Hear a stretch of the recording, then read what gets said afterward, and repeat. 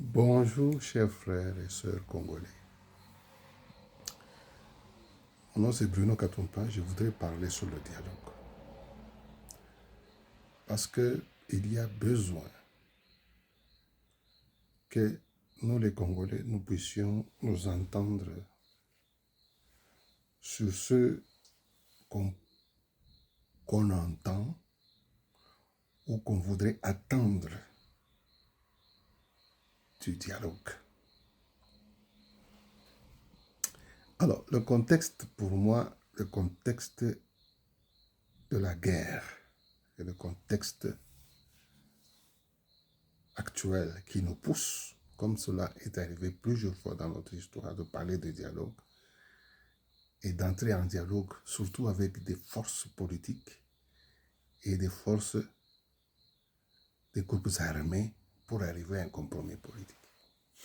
Et dans ce jeu, vous voyez qu'il y a d'une part les hommes politiques et vous voyez d'autre part les hommes religieux qui entrent dans cet exercice-là pour s'exprimer, donner des orientations. Bon, c'est pour aussi donner ma contribution que je fais cette émission. Pour rappel, je suis un membre, un cadre de l'UDPS, mais j'ai un courant de pensée qui m'a aidé à être actif pour essayer de conscientiser les Congolais en général et particulièrement les membres du parti sur une certaine façon de voir les choses. Alors permettez-moi que je puisse parler un peu du dialogue et ma façon de voir et ce que je suggère. Vous savez, je vais me donner des exemples. Parce que nous parlons des politiciens et nous parlons aussi des religieux qui entrent dans la discussion sur le dialogue et qui proposent des voies. Vous avez le président qui ne veut pas du dialogue ou bien qu'il a eu des discussions à Doha, il a eu des discussions au Rwanda, il a eu des discussions en Angola, il est parti aux États-Unis, ils ont eu un accord avec le Rwanda.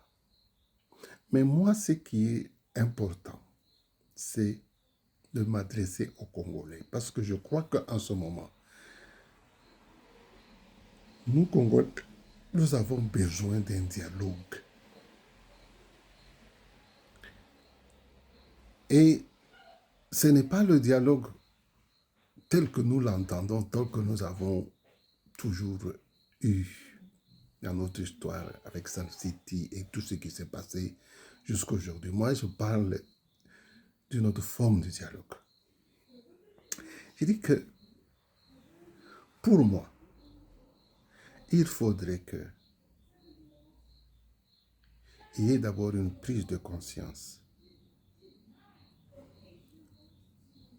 sur le message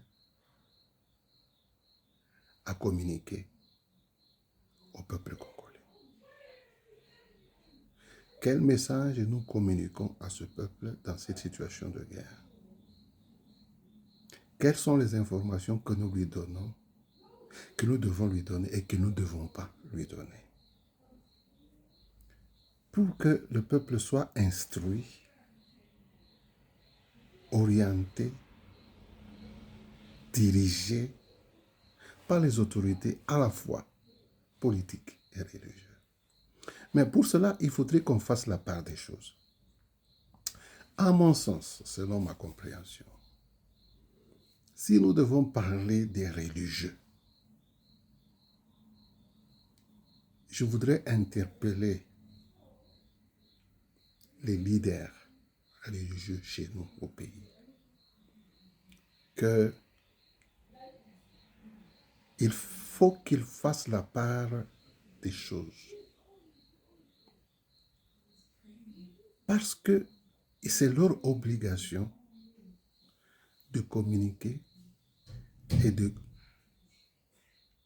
communiquer et d'aider le peuple, le Congolais, pour qu'il il puisse être orienté selon la vérité divine.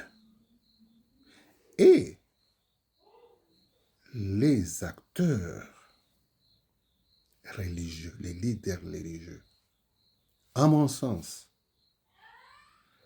c'est en cela qu'ils doivent être reconnus en tant que tels, c'est-à-dire des personnes qui se sont engagées à parler de la vérité divine. Encore faudrait-il qu'ils fassent l'effort de saisir cette vérité dans sa dimension. Cela pour que les acteurs religieux puissent se rendre compte de leurs responsabilités.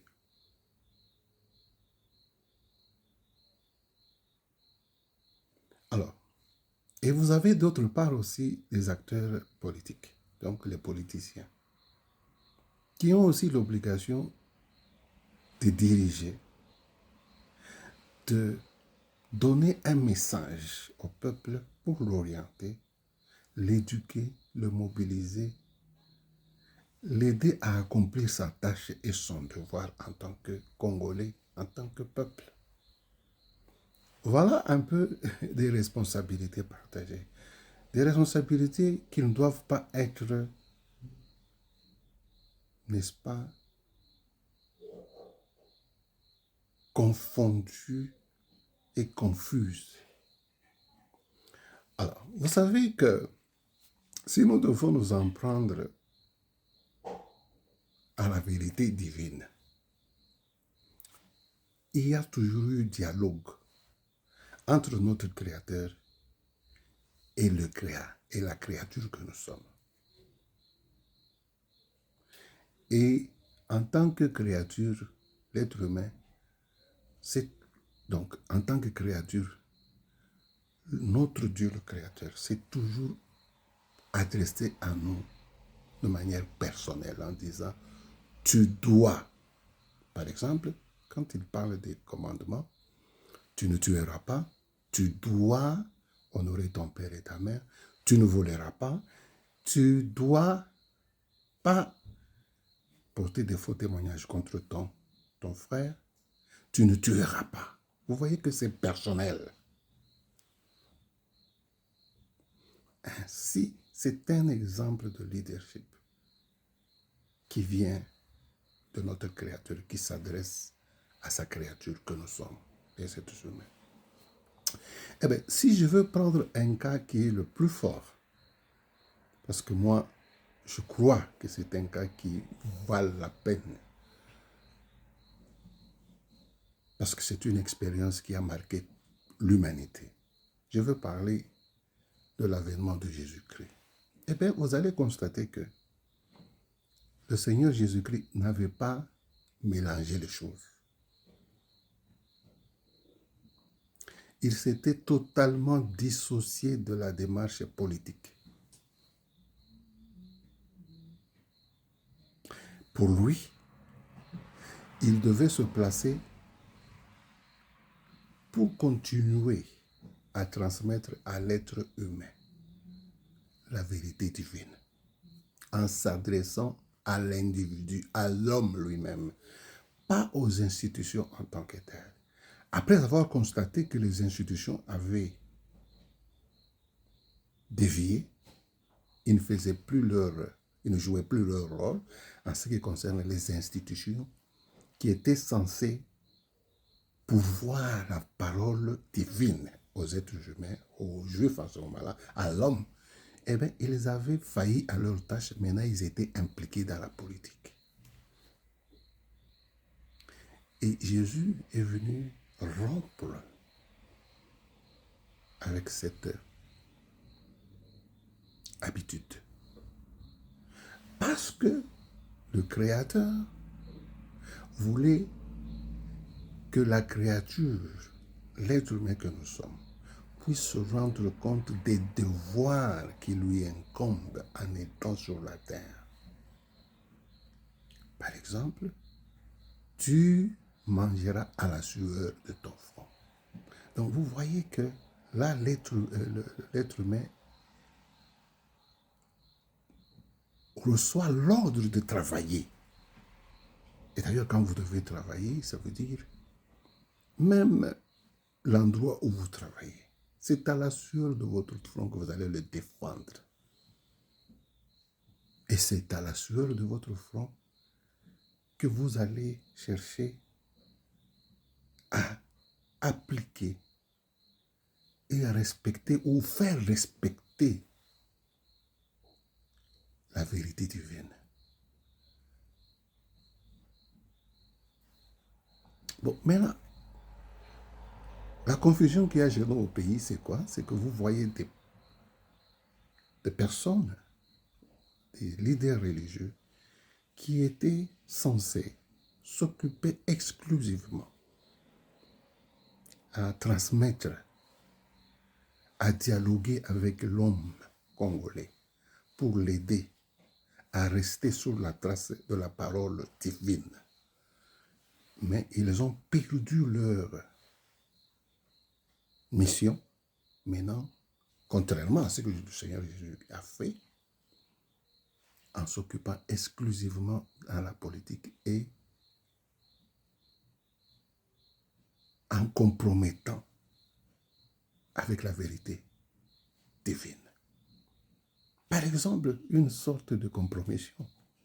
Quand vous voyez des gens, la guerre comme on l'a chez nous, vous avez des gens qui attaquent, qui tuent les autres. Eh bien, tuer, c'est contre les lois divines.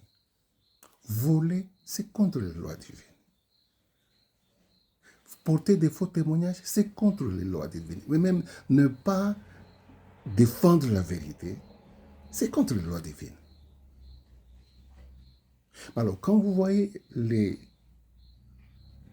leaders religieux qui ne savent pas défendre la vérité divine, alors là, il y a lieu de se poser beaucoup de questions.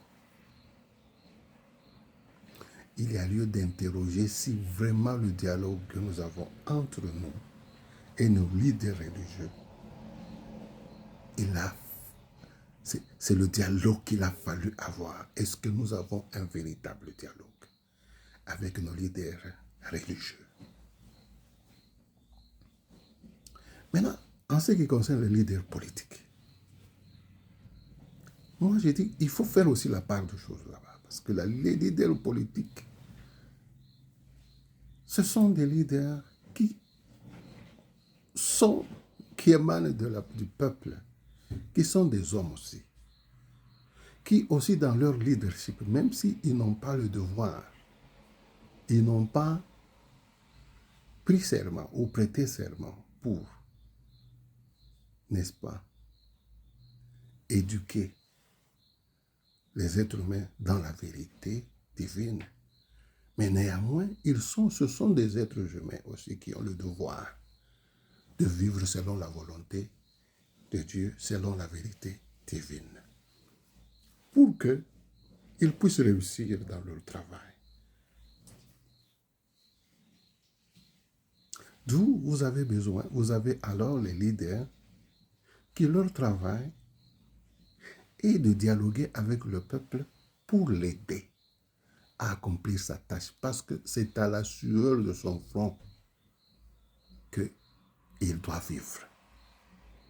Il doit cultiver, il doit protéger son pays, il doit faire la guerre. Tout ça, ça demande un effort et ça demande de la sueur. Et il est bien dit, tu mangeras, toi, tu mangeras à la sueur de ton front.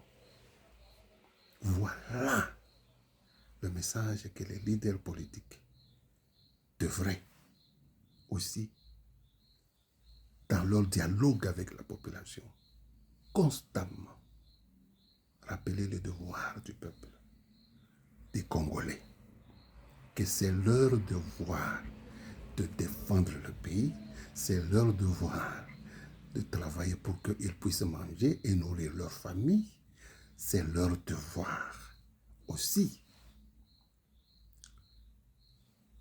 selon la parole de Dieu. Ici, je ne suis pas en train de vous prêcher, mais je suis seulement un penseur.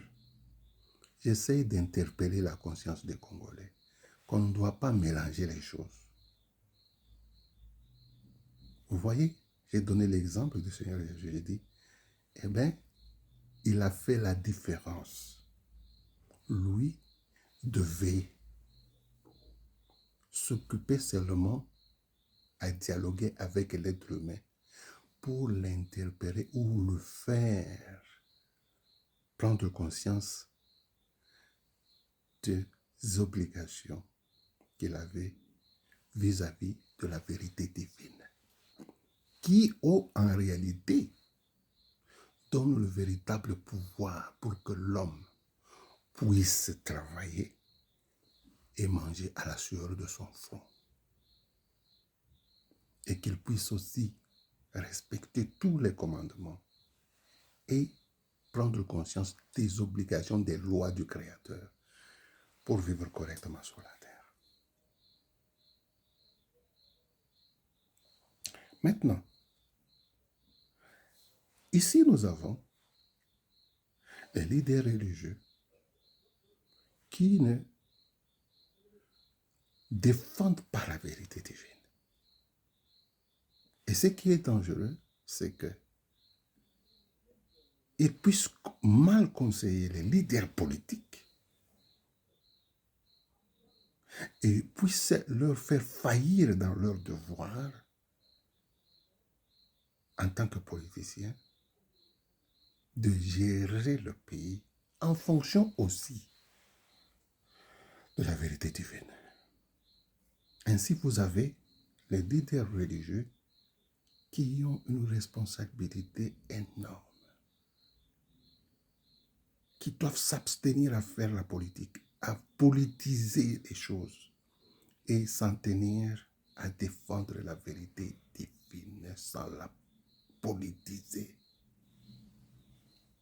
Alors, ils seront des personnes capables de conseiller et les leaders politiques et tout Congolais sans parti pris. Le mal doit être vu en tant que mal et le bien doit être considéré en tant que tel. Il ne faut pas faire la politique quand il faut dénoncer le mal. Le mal reste le mal. Le viol reste le viol. Le crime reste le crime. Faire des faux témoignages, ça reste faire des faux témoignages. Voilà à quoi devait s'en tenir les personnes qui ont prêté serment de pouvoir servir la parole ou la vérité divine. Maintenant, je disais que nous, sur le plan politique, nous avons des leaders qui s'inspirent aussi de ceux qui le reçoivent de la parole de vérité, ne doivent pas compromettre parce que la loi aussi, la loi s'inspire aussi de la vérité divine parce que dans la vérité divine, il y a la justice et l'amour là-dedans qui agit. Donc, ils doivent chercher à faire prévaloir et la justice selon la compréhension humainement possible que l'être humain peut obtenir de ce qu'il entend de la vérité divine. Et c'est une responsabilité des leaders d'agir consciemment dans ce sens-là. Ainsi, quand on parle de dialogue, c'est comme cela s'est fait au début à la création, comme on l'a entendu. Le Créateur donnait des conseils à l'être humain pour qu'il puisse vivre sur la terre dans la joie et la félicité. Tu ne tueras pas, tu ne voleras pas, tu ne feras pas de faux témoignages. Tu honoreras ton père et ta mère. Tu vivras, tu mangeras à la sueur de ton front. tant que voilà le dialogue que nous avons, le véritable dialogue que nous avons, le Créateur. Ainsi, nous devons faire la part des choses entre le dialogue politique et le dialogue avec la vérité divine. Et nous devons établir des responsabilités et prendre conscience des responsabilités que cela incombe.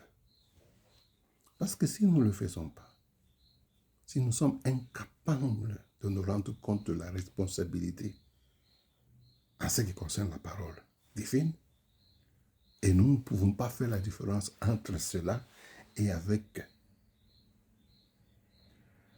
la politique, alors notre pays aura des sérieux problèmes. Et j'interpelle le peuple congolais à la revenir au bon sens, à pouvoir s'interroger. Parce que le mal reste le mal. Et on ne peut pas compromettre avec le mal. Voilà pour aujourd'hui. C'est un long sujet que je vais continuer à développer les jours à venir. Je ne vais pas m'arrêter à cette première intervention, mais je vais continuer parce qu'il y a beaucoup à dire en ce qui concerne le dialogue. Faut-il dialoguer avec ceux qui font le mal?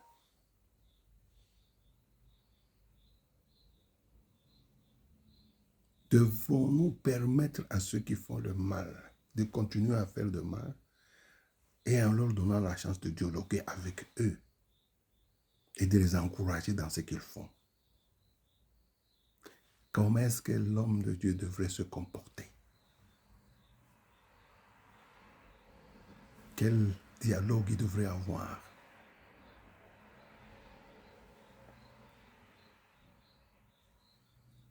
avec l'homme congolais? Et quel est le dialogue que nos leaders politiques devraient avoir avec l'homme congolais? Nous avons ces deux courants d'influence. Il faudrait que nous puissions bien les cadrer afin que nous puissions aller dans la bonne direction et aider notre pays dans